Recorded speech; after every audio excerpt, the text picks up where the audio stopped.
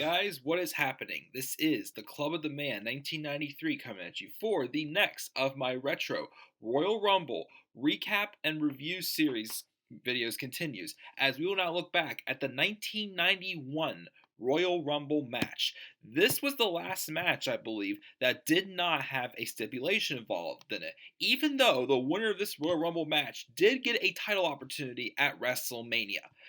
Despite this, though, not really much really happened in this Royal Rumble, honestly. I mean, some things escalated, some feuds and whatnot, a little bit. Some interesting things happened as well. We did have somebody who never made it into the Royal Rumble match. But it was just an average Royal Rumble to me, honestly. It wasn't really one of the better ones I had seen. The winner I was alright with, but this is also around the time where the steroid era was starting to kick in, and also the star power in the WWF was slowly, leaving as well, as a lot of stars were transferring over now to WCW as well. So it was a little bit of starting into the mid 1990s was a little bit of a bad time for the WWF until like the later 90s when they realized, hey, they got to pick up the pace here because they have the competition from WCW and also ECW as well. So let's get right into this Royal Rumble match. Just breeze right through this real quick. The date was January 19th, 1991 at the Miami Arena in Miami, Florida. And once again, there was no stipulation. The first two to start off was first Bret the Hitman Hart, who was his first year as a singles babyface, followed by Dino Bravo, which in his corner was Jimmy Hart. Now, despite this being a meh Royal Rumble, in my honest opinion, there were a lot of guys who got a lot of time in there. It could be a good thing to give some people, some big cards, their time to shine, which can be a good thing, but it could be a bad thing because for most of this Royal Rumble, there was like 10 or 11 people in the match at once, so and not much really happens. It wasn't really that interesting. It was somewhat boring. No big near falls. I mean near elimination or anything like that. But Greg Valentine was one person who got a lot of time in the ring. And then he would quickly eliminate Dino Bravo, who I believe he had some issues also with Jimmy Hart as well. So that was kind of him getting his retribution as well. Number 4 was Paul Roma. Whoever the heck he is, I don't know. Then we had the Texas Tornado at number 5. The model Rick Martel at number 6. He's somebody else who he got a lot of good time in this Royal Rumble as well. We'll be mentioning him at the end of this video actually. Number 7 was Saba Simba, followed by Bushwhacker Butch at number 8. And Saba Simba was eliminated by Rick Martel after only being there for about 2 minutes. Number 9 was Jake the Snake Roberts, appearing in the first 4 Royal Rumbles. And he went after Martel. I believe these two were having a feud that did lead into their match at WrestleMania 7. I think one of them sprayed the other in the face with Martel spray since he's the narcissist and full himself. And Martel did leave the ring, but underneath the bottom ropes. And Jake chased him, and he did get back into the ring though during this time. Number 10 was Hercules, followed by Tito Santana, Hariba, at number 11. And then Paul Roma, I remember he was going to go eliminate somebody, I can't remember who it was, but whoever it was got out of the way. So Paul Roma, with his momentum, wasn't able to stop himself, went over the top and pretty much eliminated himself in this match.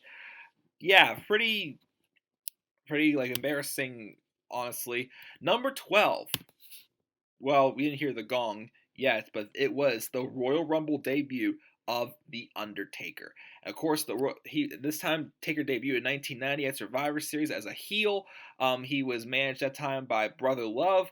Of course, Taker was not the way he is today. He was not the American Badass. He was not the Dead Man yet. He was pretty green. So early in his career, didn't have the best matches. I believe this year, his first WrestleMania, he faced Jimmy Superfly Snuka. He had a decent show in this Royal Rumble. He was the new big man heel that had the strong showing, but came up short. But he was well protected in this match as well, as he would come in, and his first elimination was the Hitman Hart, Bret Hitman Hart himself. Speaking of which, at number 13 was the guy who faced the Undertaker later this year at WrestleMania 7. Jimmy Superfly Snuka came in between entrance. Bushwhacker Bush was eliminated by the Undertaker. Number 14 was Davey Boy Smith, the British Bulldog. Number 15 was Smash of Demolition, and then this is where Rick Martel would eliminate Jake Snake Roberts on the rope. It would continue their feud as, again, they would have a match at WrestleMania 7, as mentioned before. Number 16 was Hawk from the Legions of Doom.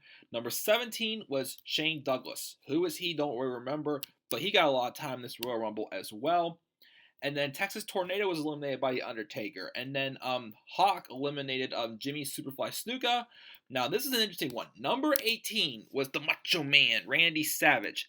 However, though, he never made it to the ring. When he was supposed to come out, he didn't come out.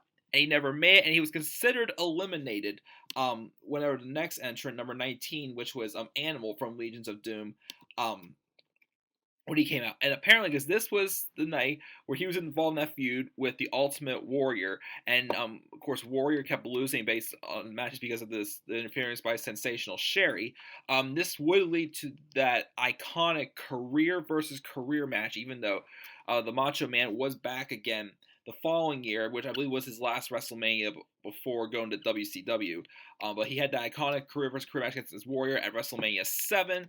And it was the reuniting of the Macho Man and Miss Elizabeth also after the fallout would happen with them when the Macho Man feuded with Hulk Hogan, and the little bit of the love triangle thing going on there as well. But that's where we got that happening.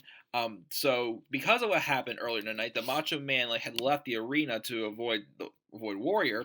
So Savage never showed up at number 18. Number 19 was Animal, the second half of Legions of Doom. And Hawk and Animal teamed up to eliminate The Undertaker, who, let me double check here. Taker was in there for 15 minutes, had 3 eliminations. All right, probably would be nice to have him just a couple more eliminations to give him a strong, but eliminated by a tag team, pretty well protected as well. So Undertaker was eliminated by him, but then Hawk would get eliminated by the double team of Hercules and Rick Martel.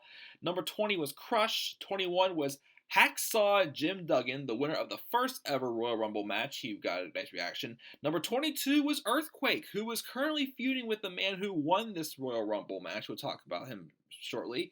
Number 23 was Mr. Perfect, who would go in and he would immediately eliminate Hacksaw Jim Duggan.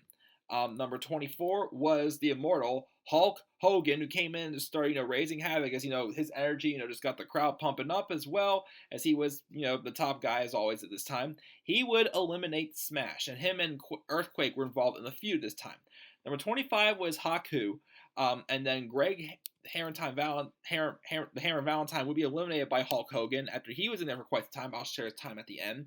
Number 26 was Jim Neidhart, and then Tito Santana was then eliminated by Earthquake as well. Santana was in there for quite some time also, I believe.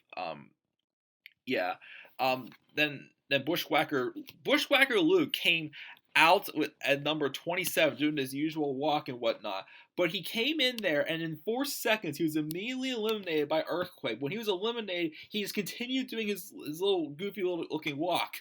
Classic little moment there by Bushwhacker Luke. So he was gone in 4 seconds, though. That was pretty quick. Number 28 was Brian Knobbs. I don't know who he was, but in the reviews I read, he was not well liked. He was not one of the top wrestlers, but he got a lot. He got the bigger recognition in this match than he should have. And then Hercules was eliminated, and Knobbs would eliminate Hercules. And then number 29 was the Warlord, who lasted a little bit longer. Again, I keep referring to him. He was eliminated in 2 seconds, who at this time still had the record for the shortest time in the match at 2 seconds. But he was in there for a little bit longer, about a couple minutes, and he would get clotheslined out as he would be when he was eliminated in 2 seconds by Hogan. But Crush and Warlord were both eliminated by Hogan between this. And number 30 was Tugboat, who apparently was a threat to win this match. He was definitely a favorite to win.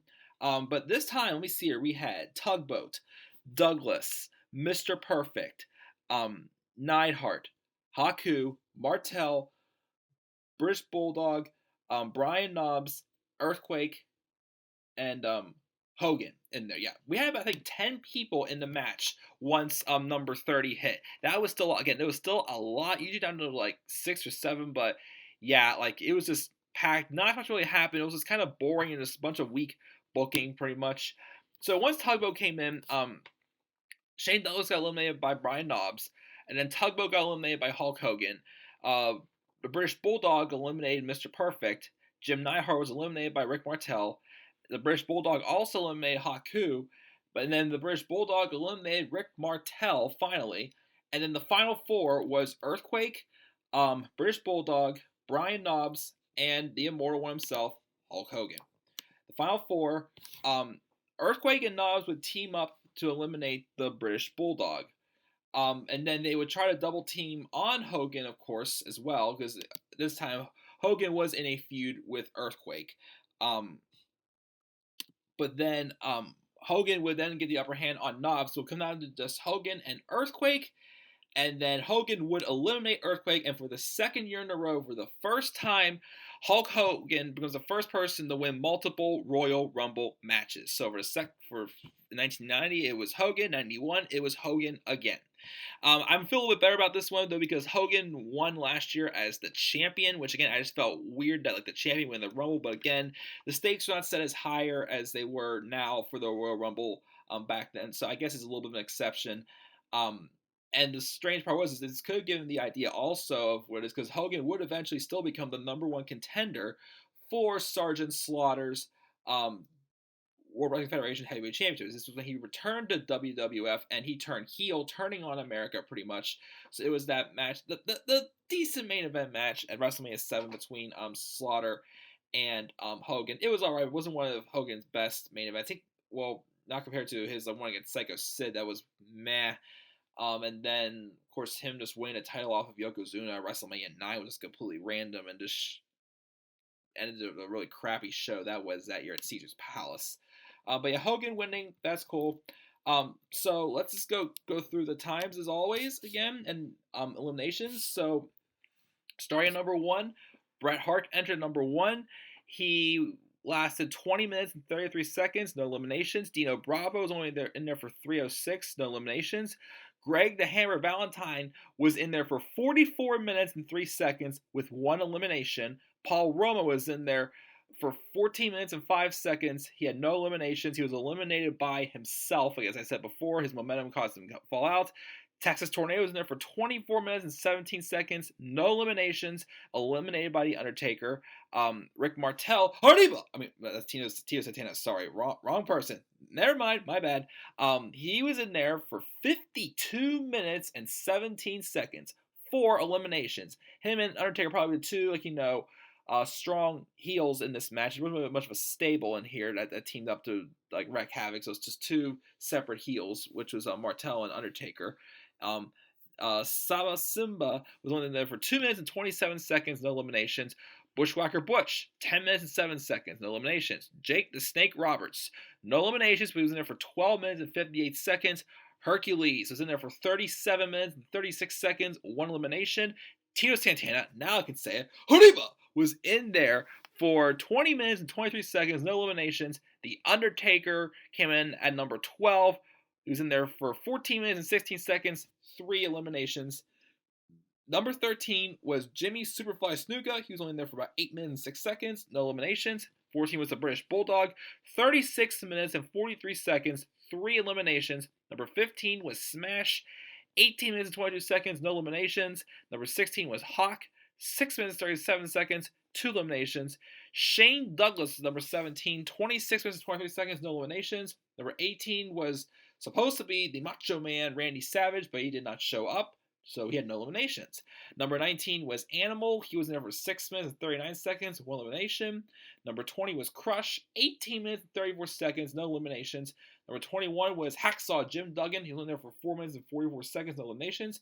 #22 was Earthquake. Also had a decent showing in there. 24-42, 4 eliminations. Is someone who I just remember getting a bunch of squash matches at WrestleMania, so didn't really get the biggest match at WrestleMania. #23 was Mr. Perfect. He was in there for 16 minutes and 14 seconds, had 1 elimination. #24 was Hulk Hogan, who was in there for 21 minutes, 7 eliminations. And then Wow, a lot of these have no eliminations. Haku at number 25, 13, 24, 26, Jim Neidhart, 11, 11, 27, Bushwhacker Luke, only there for 4 seconds, thanks to the elimination by Earthquake. Number 28, from number 25 to 30, only one person had an elimination at all, and that was Brian Knobs, who was in there for 10 minutes and 7 seconds, had 3 eliminations. The Warlord was in there for a minute 35, no eliminations, and Tugboat, no eliminations at 2 minutes and 32 seconds. The longest time, and a new record at this time, was the model Rick Martel with 52 minutes and 17 seconds. The most eliminations, again, for the third year in a row, was Hulk Hogan, this time with 7. And the total time of this Rumble, the longest one so far, 1 hour and 5 minutes and 17 seconds. So, yeah, that's pretty much, the recap of this Royal Rumble. Again, it was, I don't know, it was an average Rumble. Not too much really happened. Just a lot of people in there once. You saw that a lot of people got a lot of times in there, but they still didn't really make that big of an impact, really, despite being there for a long time. Not too many people had big eliminations. Like Undertaker, Rick Martel had good showings as well. Earthquake, Hulk Hogan. I mean, we had 4 there, but still, it was a Royal Rumble. Not really one of my favorites. I'll give it a C for a grade. Probably honest, maybe a little bit better than the 1988 Rumble, but so far, alright, Rumble. Give it a C. What are your thoughts on the 1999 Royal Rumble? Please leave your thoughts down in the comment section below. And please sure to always click that like and subscribe for more content to come on this channel. Follow me on Twitter, DemandAir93. I will watch the next Royal Rumble tonight, review it tomorrow, hopefully watch a couple more tomorrow, get a good amount of them out of the way. Before my NXT live review tomorrow, which I hear the 1992 Royal Rumble, which is next, is considered the greatest Royal Rumble of all time. Will that be true? We'll find out next. Until then, guys, I am the Club Man 1993. Have a good night.